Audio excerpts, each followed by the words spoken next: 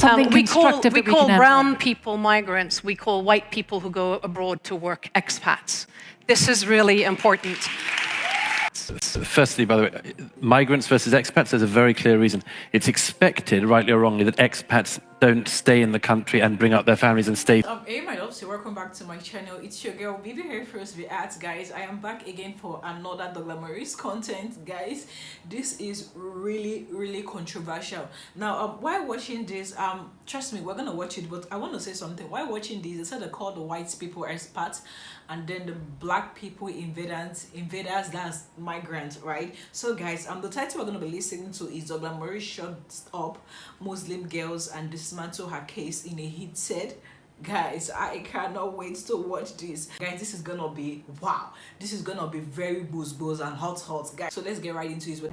Let's get to see how douglasmurray shut up this Muslim girl. There is a saying we have, damned if you do and damned if you don't. I think we've got to be very careful that we don't end up lambasting the freest and most generous countries. You're about to watch Douglasmurray address an accusation thrown against Europe, and by extension, white people, that what they do for Africa boils down to a white saviour complex. Now that's pretty shocking, isn't it? In a debate that happened years ago in Doha, the floor was opened for the audience to ask questions. One of them, a Muslim lady named Asma from Kenya, turned to Douglas and said, "And do you think it's judicious for these people in Britain, for example, you talked about how Britain is giving aid to these countries in Africa, it's judicious for them to give this much money to these countries but without even listening to their needs? So this only contributes to the white saviour complex that is currently a big issue in..." Before we get into Douglas's epic response, let me quickly jump in and define what white saviour complex means, seeing that's an epithet that's being thrown around a lot these days. The term refers to white people helping black people only to look like white saviours. The suggestion is that the helper only wants to feel good about his good deeds and does not care about the person whom he is assisting at all. Now, here is how Douglas responded to this sort of accusation. He, straight up, wasn't having any of it. Well, there is a saying we have, damned if you do and damned if you don't. If it's the case that if we don't give aid, we'd be accused of not giving aid, and if we do give aid, it's a white saviour complex. I mean, but then, Douglas conceded to one thing.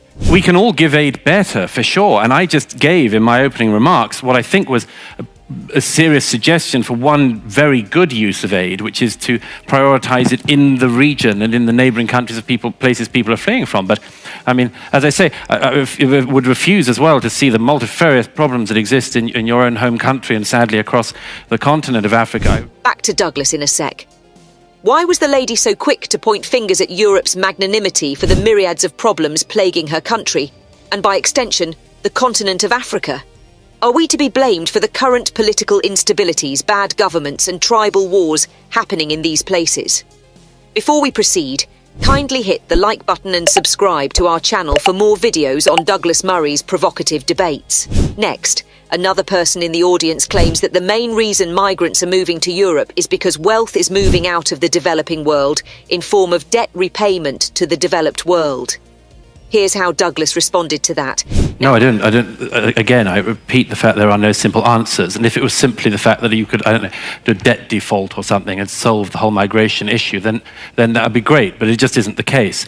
Now watch as Douglas hits the nail at the head with these rhetorical questions. You think that if for instance, all African countries were allowed to default on debt, that they'd become burgeoning, flourishing societies? You think that the problem across, for instance, sub-Saharan Africa isn't just unbelievable greed and theft by politician after politician? You think...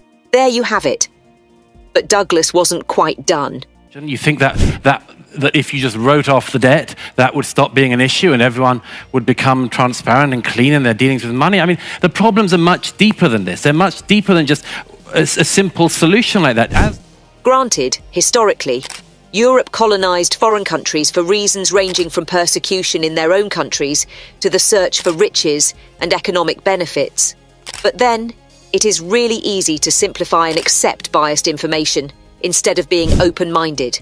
It's quite untrue to believe that European countries were the only ones to conquer and colonize others. Every region has done similar atrocities against others, if you go back in time far enough. But that's by the way.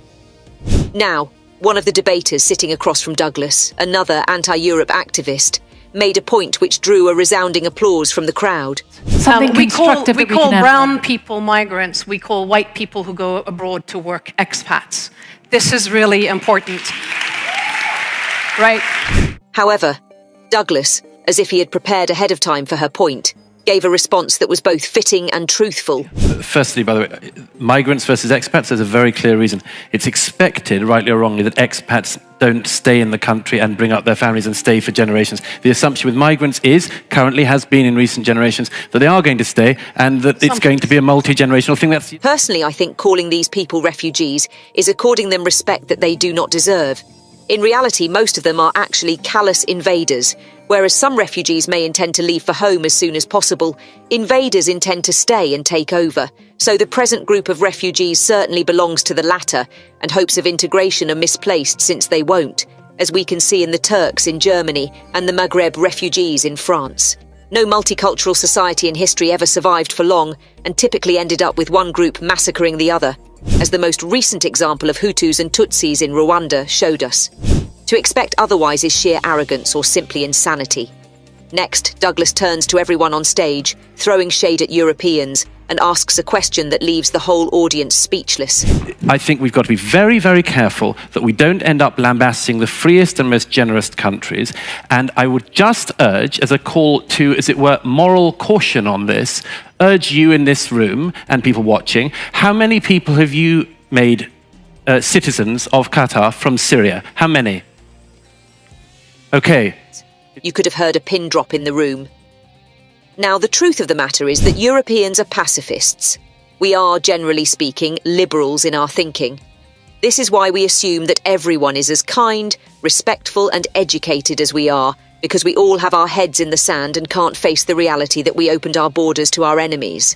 I mean, the same people from the East and South we give money to actually hate us and our culture. I mean, let's face it. Islam hates Western liberal culture. They consider the West degenerate and pornographic, but it's too late to stop them from coming since they are already here. Worse still, many of them now have voting rights. That's game over. Now, guys, it's high time we all stood up and demand a change. What are your thoughts on this? Should Europe continue to accept so many refugees? Let us know what you think in the comments section. Okay guys, this is a very controversial one. Now, the last question that states here is, should Europe continue to receive so many refugees? Guys, like I said earlier on, there's something I love about Douglas Murray. Douglas Murray is one man that would always stand for the truth. He's one man that is very, very, very truthful, and he owns responsibility of every spoken words that comes out from him. Now, they said that should Europe continue to receive so many refugees?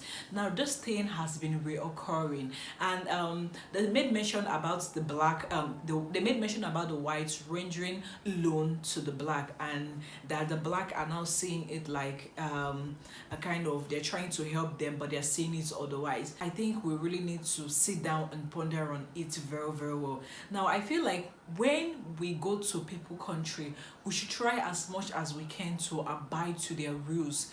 When you migrate to people country, try as much as you can to adapt to their culture and lifestyle and their set down rules, constitutions and regulation, right? Like when they say when you go to Rome, act like a Rome. When you go to, wherever you find yourself, so long as that place isn't your land, there is always a law regulating that country. So it's always nice we abide to it. And now the white people who gave you that loan are now asking, like, they want to know what you use the loan to do. Now, the problem with our country in Africa is that we don't believe in ourselves. The Lord has bestowed Africa with a lot of human resources. Our land is flowing with milk and honey. Our land, there are a lot of natural resources, farming, mining, a whole lot. But then it's because of our bad leaders, because of the leaders in our country. That is why we're not able to utilize and leverage all these natural natural resources. But then when you go to the white for loan, it's always advisable we give account, right? You give a good account of what that loan was used for, right? And when you go over to their country to borrow loan, or to rent, so ask for help from them, it's advisable you pay them their loan back and you leave their country. Whatever deal, whatever business you had with them should everything should all go smoothly, right? So that we can be able to build those foreign relationship. This is what we are trying to maintain, a dignity for each other country, right? Now the black people now have a stereotype that their country aren't good. They are always jumping from one country, migrating from one country to the other. That is a stereotype the white people see black as. Yes, we need to be very transparent, because whenever you go to a white country, they are always saying, look at the black, there's a kind of discrimination. But then it still boils down to the fact that we Africans, we need to do more. We need to thrive more. We need to make our home a better place. And whenever you have anything to do with foreign relationship, like borrowing loans and all that, let's try as much as we can to wrap it up on a good note, right? When they borrow you loans, they ask for help, always make sure that everything go well. Right now Europe are asking that should we continue to receive refugees? Should we continue to receive refugees? Now what does that refugees imply? The black. Most time people leave your country, you go to other countries, they give you a specific day for you to go back home, but you remain there in that country. It isn't fair. For me, for my own opinion, I'm gonna be countering the black. For my own opinion, I'm gonna be stating that with the black, we have to do more. We have to do more. We need to respect our dignity. We need to respect our country. We need to respect our reputation. We need to respect our brand. A lot of things are being said about the black, and I don't blame the white for saying such, because it is the way we present ourselves to the black, right? When you're able to present yourself well, when you're able to fix your country, and even if you go to the white people to borrow loan from them, and you resolve everything on a good note, trust me, there will be something. There will be this international relation.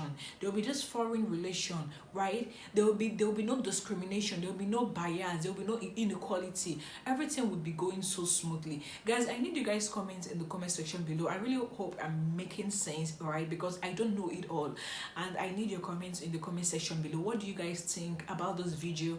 Kindly drop your comments down in the comment section below. Let's make this an interactive one. I don't know it all, right? So a lot of you who are more abreast about certain things, you know it more than me, you can drop your comment down in the comment section below. Let's get to see the roots of all this, and let's see how we can provide solution. And please guys, be very cautious with your comments. I want pleasant comments.